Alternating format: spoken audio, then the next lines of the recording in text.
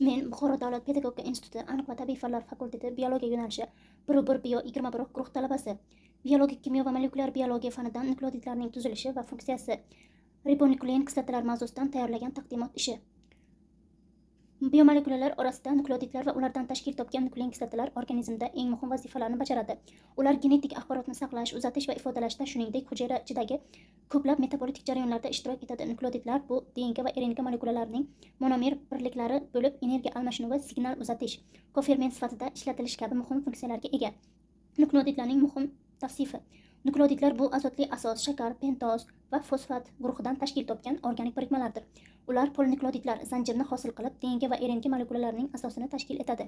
Nukleotidlar genetik axborotni tashuvchi sifatida biologiyada o'ziga xos o'rin egallaydi. Nukleotidlarning tuzilishi har bir nukleotid quyidagi 3 qismdan iborat: azotli asos, purin, adenin, guanin yoki pirimidin, sitozin, timin, uratsil, pentoz shakar, DNKda dezoksiriboz, RNKda riboz, fosfat guruhi bitta yoki bir nechta fosfat qoldig'idan iborat. Nukleotidlarning turlari. Nukleotidlar 3 ta asosiy guruhga bo'linadi. Mononukleotidlar ATP, GTP, UTP, STP kabi energiya tashuvchi molekulalar. DNK nukleotidlar NAD, FAT, NADP kofermentlar sifatida ishlaydi. Polinukleotidlar DNK va RNK molekulalari. Nukleotidlarning funksiyalari: genetik axborotni saqlash va uzatish, DNK va RNK asosida energiyani saqlash va uzatish, ATP asosiy energiya manbai, signal uzatish, GIMP ikkilamchi xabarchilar, kofermentlar sifatida metabolitik reaksiya, oksidlanish, qaytarilishda ishtirok etadi. Nukleotidlarning biosintezi. Nukleotidlar organizmda 2 yo'l bilan hosil bo'ladi. De novo biosintez, yangi nukleotidlar sintetik yo'l bilan yaratiladi. Qayta tiklash yo'li salvage, avval mavjud bo'lgan nukleotidlar qayta ishlanadi. Bu jarayonlar uchun maxsus fermentlar va energiya talab qilinadi. Ribonuklein kislotalar RNK haqida umumiy tushuncha. RNK bu riboz asosidagi polinukleotid bo'lib, bir zanjirli tuzilishga ega. U DNKdagi genetik axborotni oqsillarga aylantirishda vositachilik qiladi. RNK molekulalari DNKdan transkripsiya orqali hosil bo'ladi. RNKning turlari. Informatsion RNK genetik axborotni ribosomaga olib boradi. Transport RNK TRNK oqsil sintezi vaqtida aminokislotalarni ribosomaga olib keladi. Ribosoma RNK ribosoma tarkibida bo'lib, oqsil sintezida ishtirok etadi. Kichik yadro RNK splicing jarayonida ishtirok etadi.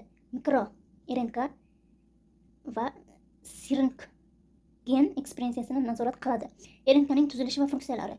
RNK bir zanjirli molekula bo'lib, uning asosiy tarkibi qismlari riboz va azotli asoslar A, G, K, U va fosfat guruhidir. RNK hujayrada ko'plab funksiyalarni bajaradi. Oqsil sintezini boshqaradi, genetik axborotni ifodalaydi. Ayrim RNKlar ferment vazifasini bajaradi. RNK sintezi transkripsiya DNKdan va RNK molekulasining sintezidir. Bu jarayonda RNK polimerazda fermenti DNKning bir zanjirini matrisa sifatida olib, unga komplementar RNK zanjirini hosil qiladi. Unga komplementar RNK zanjirini hosil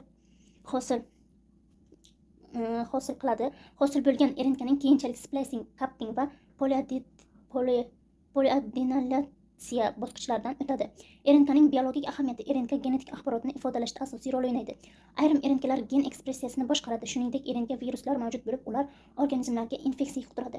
RNK asosida yaratilgan mRNA vaksinalar zamonaviy tibbiyotda keng qo'llanilmoqda. Xulosa: nukleotidlar va ribonuklein kislotalar tirik organizmlarning hayoti uchun ajralmas molekulalardir. Ular genetik axborotni saqlash, uzatish, ifodalash va hujayra ichidagi ko'plab jarayonlarni boshqarishda asosiy rol o'ynaydi.